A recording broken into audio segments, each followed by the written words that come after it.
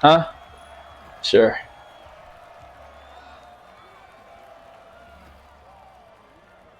I got another comp game. Comp game. Comp game. I love this. I love when we play against worthy team. You know what I'm saying? Like this is what I enjoy, man. Playing against somebody that gonna compete. I just don't want to get cheated.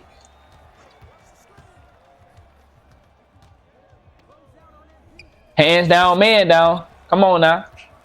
What you think gonna happen? Henny back door. Good pass. Good pass. I ain't gonna do it. Daddy, give me one. Get in there. Good teamwork. Good teamwork. Hands down, man down, Henny. What you think gonna happen? I put them hands up. Oh my goodness. Good. Wow. Good defense, fellas. Good pinch. I love it. Great pinch. You good. Good stuff, Day. Day, I love what you did right there. I love that. I love that, Day. Good rebound, Henny. Good shot. Good box out, Henny. I love it. Good hooping. Good hooping. Good hooping. Well, put you on your rear end. Come on, Henny. Henny, you're sleeping, my nigga. What you doing? Wake up. That route me. Henny come through.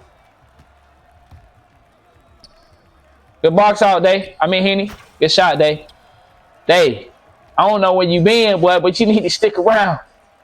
You been on Call of Duty and Fortnite too much, man. Boy, you lights out. Yo. Great jump. Great blitz. That back door.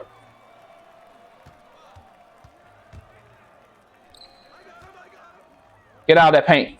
Get out of that paint. Get out of that paint. Good teamwork. Take him, Daddy. Hold him. Rotate. Good rotation, everybody. He gonna pinch for you. Good. Let's go. Let's go. Let's go. Let's go.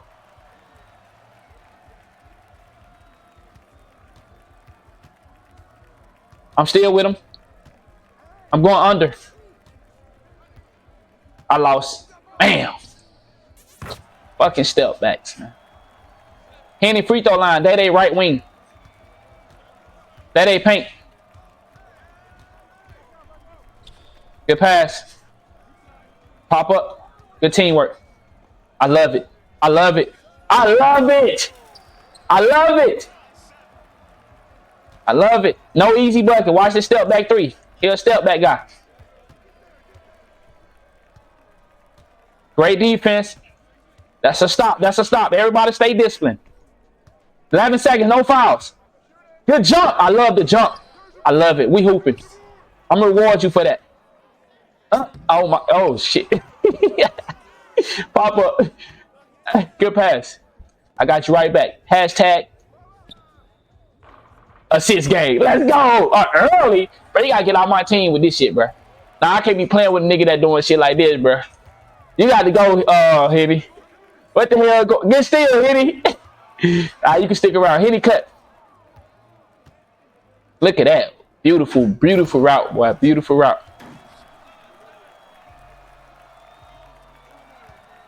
That's on me. That's on me. That's on me. My fault.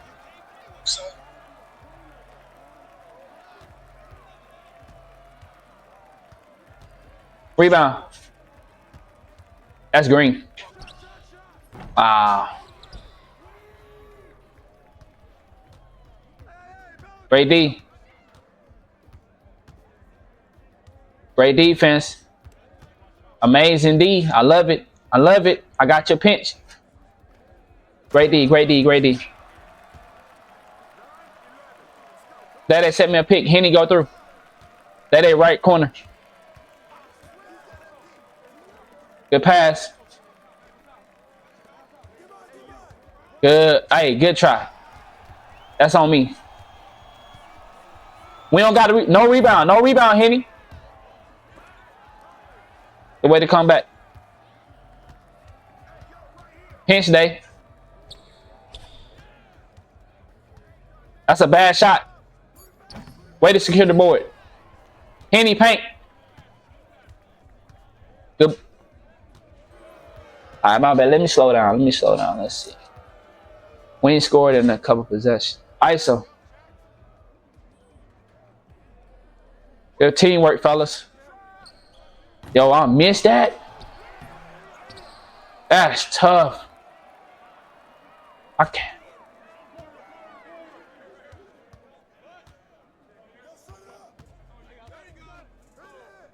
Jump. It's all good. We'd rather gamble for him to take that than they go for a three.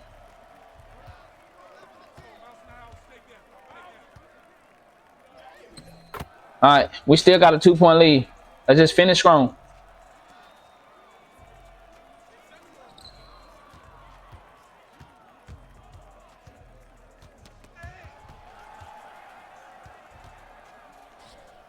Sometimes I wonder about 2K. Sometimes I wonder. Rebound. He giving it to me. Great pass back.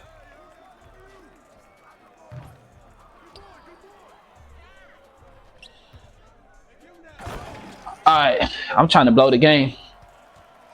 In the back door. That's a big bucket. You messed up. Good pass.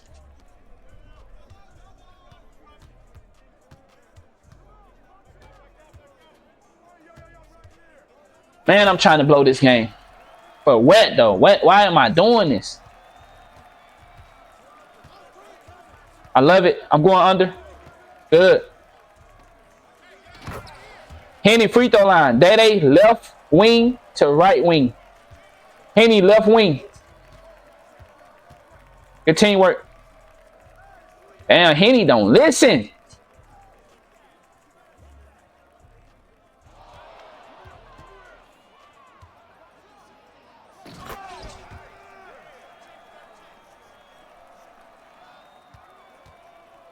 Don't pay attention. Yeah, you don't pay attention.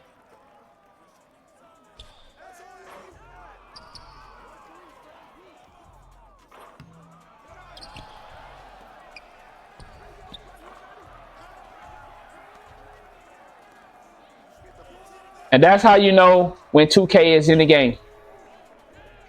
A knockdown shooter missed that many in a row, stop playing. I'm not a regular shooter. I'm a knockdown shooter. And I missed that many in a row. Stop playing. Good teamwork, y'all. Yo, Henny. Yo, why the way you play be so questionable?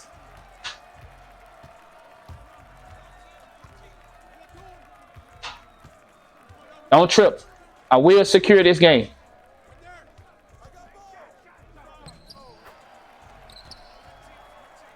No threes. Yo, pay attention. If I'm pressing, that means...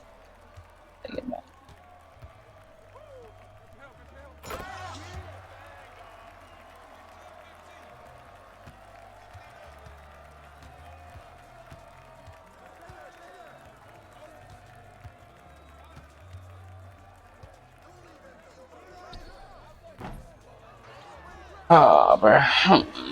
Why? Bro, the way you play be so fucking shitty, man.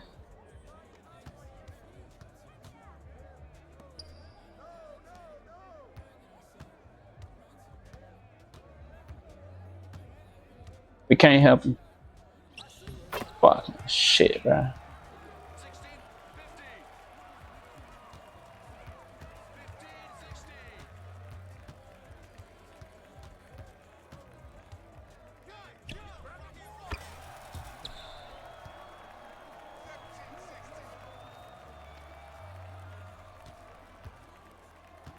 Who switch y'all to?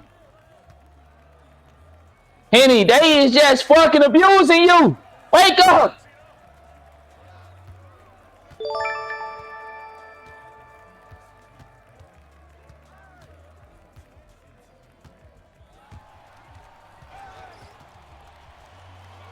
That ain't passing me and cut to the paint. That's a big bucket. We need it. Henny, wake yo ASS up, please. Switch 4. No threes. Switch.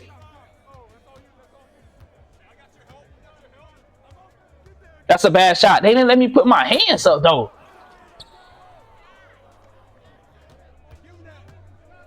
Good game, fellas. Good game. Henny, you need to wake your ass up, boy.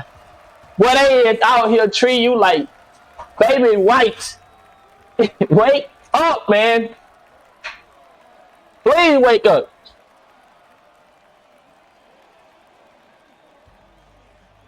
Bro, I went 2 for 7 on open shots. Hey, with that, I know y'all like that fade though. Oh, that shit was crazy. And I knew I was gonna green it too. I knew it. Good game, fellas. Good game. Henny, wake up, please. Wake up, sir. Wake up, sir. That fade was a big shot, though. Facts, though.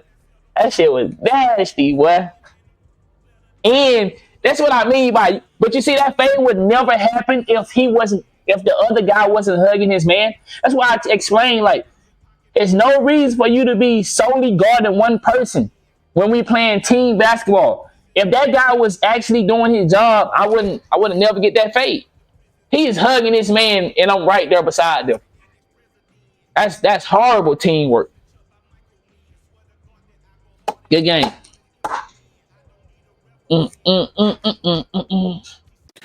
Now, there are some questions we have to ask ourselves. If you're not in the position you want to be in, if you're not the man you want to be, if you're not the human being you want to be, if you're none of the things you know you should be, you have to ask yourself quite a few questions. First of all, ask yourself, do you self-sabotage? It's part of the reason you're not where you want to be is because you keep getting in your own way. I'm talking about every time you keep getting your own way. Let me tell you how self-sabotage works. Once you sabotage yourself, you're good. You don't worry about anything else until another opportunity for growth comes. Another opportunity for expansion comes. Another opportunity for increase comes. You know what you do? Self-sabotage again. Now, this could be a habit you have. This could be something that you only indulge in at times when you're about to make some progress. You think about somebody who only does something on payday. Well, you're self-sabotaging on payday. It's just that after you self-sabotage, you don't have the money anymore until payday comes again. Whatever that is, it could be anything. We all have seen or experienced ourselves things that cause people to not grow. Things that cause people to throw away opportunities.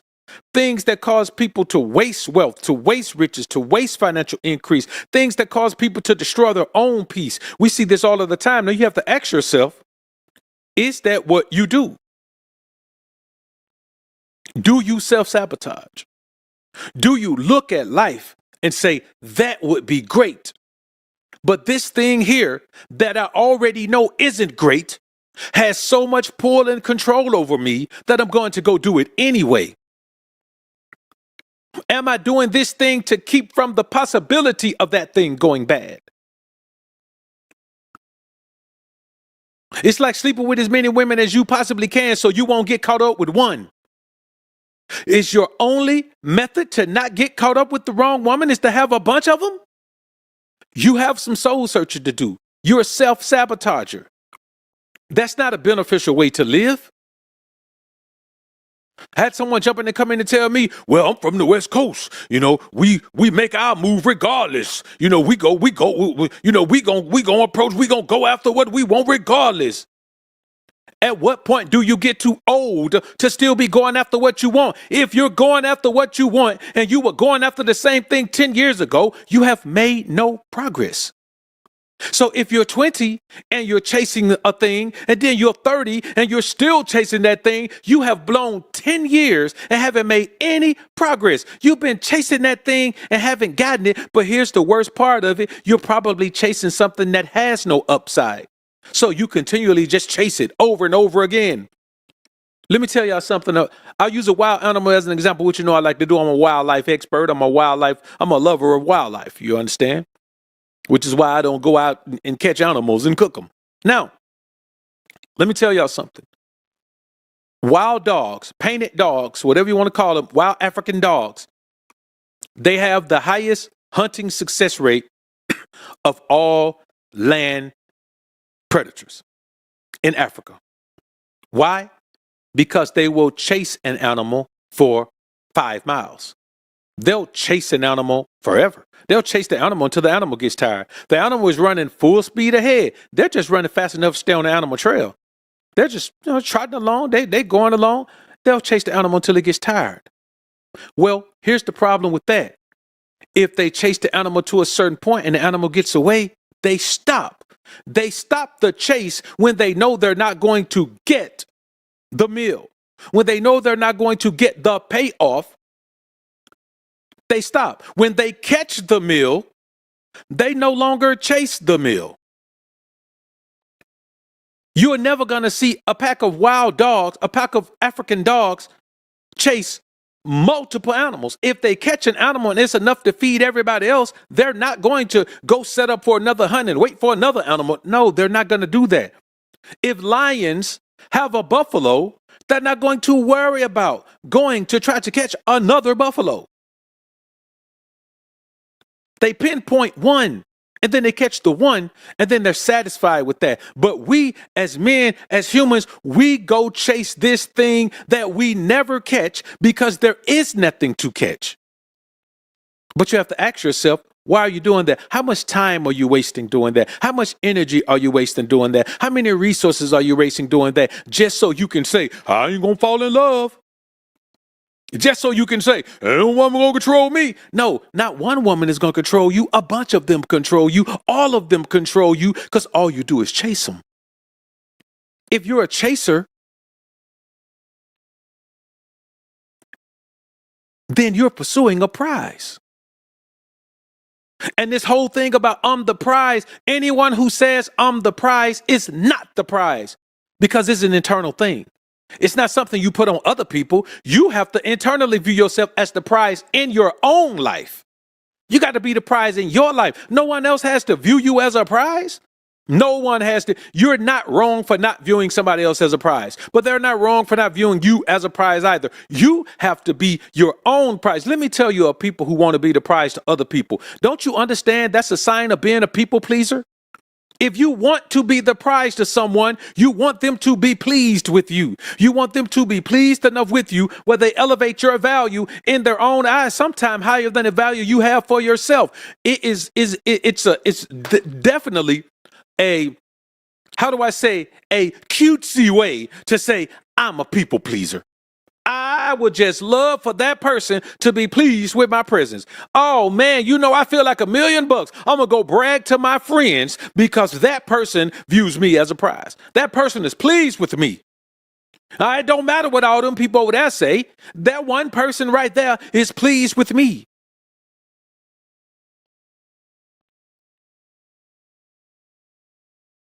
And you got to think about how often we brag about that. We brag about getting a reward for being a people pleaser. Let me tell y'all something. Whatever you get for being a people pleaser is not a reward. It's a detriment to your very existence. It's a detriment to your self-view, your self-worth, your self-value. It's a detriment to the way you think you fit into the world. Because by the time you please one person, you realize that the person you should be pleasing that's not pleased at all is yourself. You are seeking for someone to give you validation of yourself that you don't have. Can you imagine giving someone the type of power where their validation of you matters to you more than what you view yourself as? Imagine how negative you have to view yourself in order for someone else's validation to change the way you view yourself. If you down on yourself and someone else can make you be up on yourself without you changing anything, don't you understand the toxicity of that? And let me tell you what the problem is. Many of you feel shame and rejection based on what you've experienced in the past. When you hear, man, let me tell y'all something. If you constantly feel rejected, you have mental issues.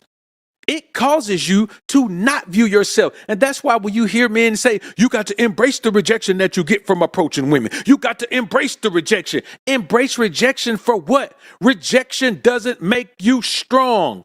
Rejection makes you weak. Rejection makes you doubt yourself. If you're rejected enough, you change something about yourself so you won't be rejected anymore. There are men out here getting leg lengthening surgeries to make themselves taller so they won't be rejected. If you're 5'9", you can't listen to a man that's 6'2", 6'3", 6'4", 6'5" tell you anything about how you should live your life. His life is totally different. He's embraced something that gives him value. Let me tell y'all something, brothers. Beware of anyone who bases their value on something physical. You see a naturally beautiful woman, she has more value automatically than a woman with a BBL, because the woman with the BBL has decided in her life that whatever that physical thing is it's enough for her to put herself in a position where, she don't value herself. She needs you to value her. And so what will she do? She'll have a BBL. It ain't big enough. She'll go add on to the BBL. It ain't big enough. She'll go add on to the BBL. And before you know it, she got a backside like a sofa. I'm not talking about a sofa cushion. I'm talking about the whole sofa, man.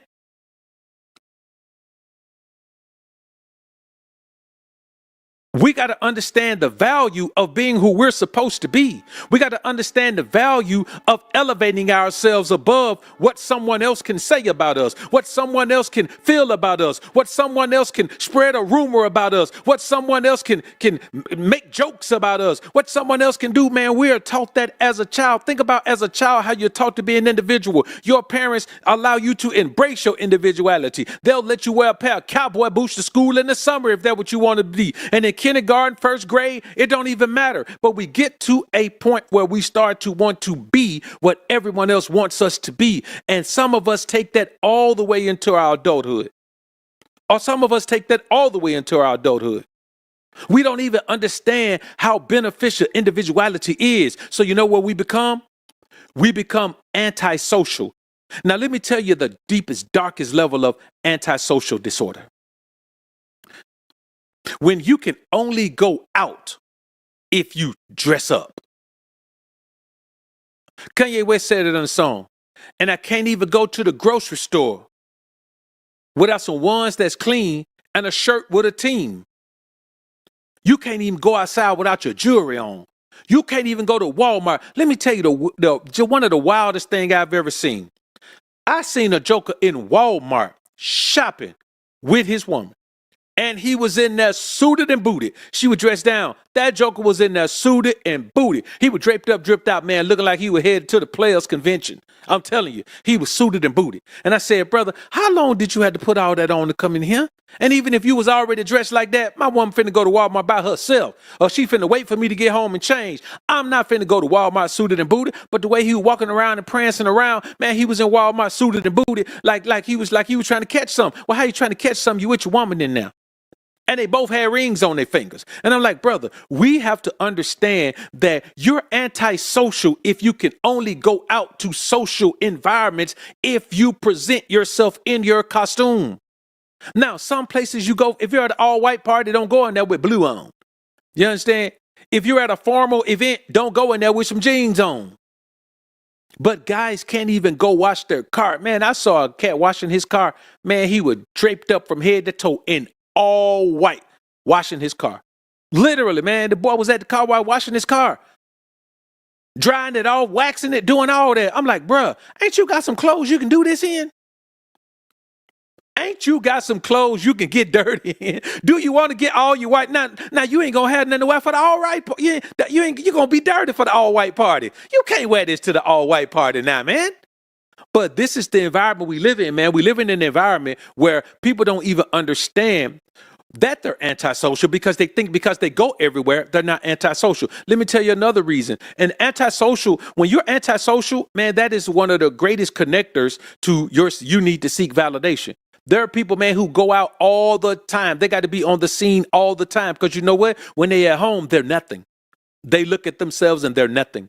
But when they go out and they're on the scene, they get respect. They get fake love from the people. They get fake validation from the people. They feel worthy of attention. They feel worthy of that. And let me tell you, that's one of the greatest detractors from your success in life is what you learn as a child that makes you grow into an adult who needs to convince yourself that you're worthy of unconditional love and respect. If your mama didn't give you unconditional love, your daddy didn't give you unconditional love, you don't think you deserve it. So you keep trying to convince yourself you deserve it. But you're going out there getting conditional love to make up for the fact that you've never gotten unconditional love. Man, let me tell you something. It's a tough pill to swallow when you realize you've never gotten unconditional love. When you realize that everyone in your life has always required something from you. Do you realize when I was growing up, before I was an adult, I already had a bill in my name? I already had a bill in my name. When I first ever tried to do something, when they ran my credit, I had a bill in my name already. Hadn't ever even had a bill. Had been living at home my entire life. That's the story of a lot of young adults. You understand? You grew up, man, you got a bill in your name, and you're like, what happened? Because the people who are responsible for you sometimes take advantage of the fact that they're responsible for you. And it's tough to come out of that because here's what you understand. You realize that you've been neglected. See, neglect doesn't always happen when a parent isn't there. Sometimes neglect happens when a parent is there, and instead of being a parent, they're a friend, or they're a user, or they're an abuser. Or there's someone who takes advantage of you. You're being neglected if you're in the house with your parents every day and they don't pay you no attention. They got you in front of a device. You're being neglected every day if you could literally do anything you want to do inside the home in your room because your parents ain't going to never check on you. You're being neglected if your parents are putting you in a position where you have to go out and work to help pay bills, brother. I want y'all to understand that you're being neglected if you're 18 years old and your parents put you out the house because you got to go somewhere. Got to get out here 18. I remember Shaq said that. Says boys got to get out of the house at 18. Why? What you did? You ain't prepared them for nothing. You sound like a big goofball. What you prepared them for? At 18, you're not prepared to go out of the house and deal with the world at 18. You go to other cultures, man, you see these people, man, they got a plot of land. When their kids get grown, man, their kids, they don't go nowhere, man, until they get a family. You get a family, then you get your house built on the land. I got a partner right now, man. He whenever his kids got grown, every one of them, man, he always start them off. Say, you get you a family, I'm gonna start you off with a house. Paid for a house. You ain't gotta pay for nothing. That's the kind of head start you give your kids. Well, put a 1 in the chat if you got that kind of head start. If you got that kind of head start when you got grown, your parents just gave you a house. I ain't talking about the house you grew up in, but even if that's the house, regardless of the house, don't shun the house. Just tell me that. You started off where you ain't had to jump out there and worry about a house. You ain't had to jump out there and worry about a car. You ain't had to jump out there and worry about adult things at 19 years old. At 19 years old, you're not an adult. Legally, you're not an adult. So how many of us had to get out there and fend for it ourselves? How many of us had to get out there and get it from the mud? Why I got to get it from the mud and you've been living for 50, 60 years? Why I got to get it out the mud? You mean tell me all this time you've been alive, you still in the mud? If I got to get it out the mud, you've been in the mud all this time. And that's the foundation that many of us are coming from. We're coming from a foundation of getting it out the mud because we've only seen people who get it out the mud.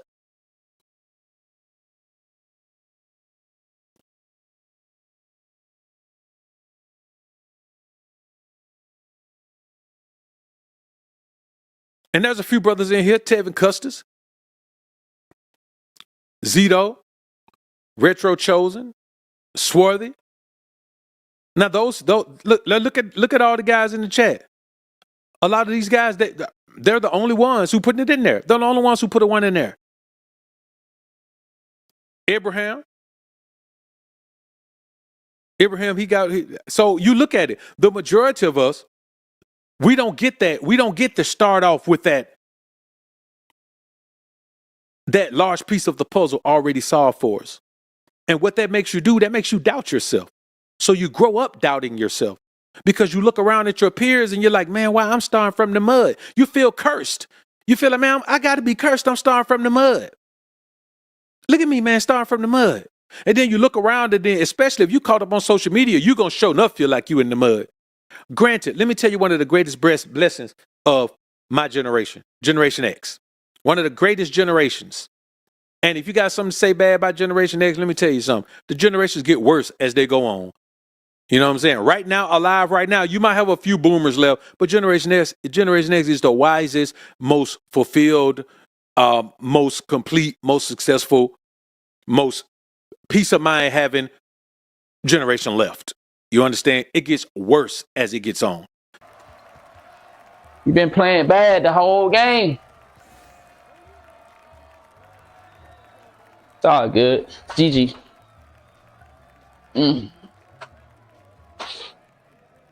GG.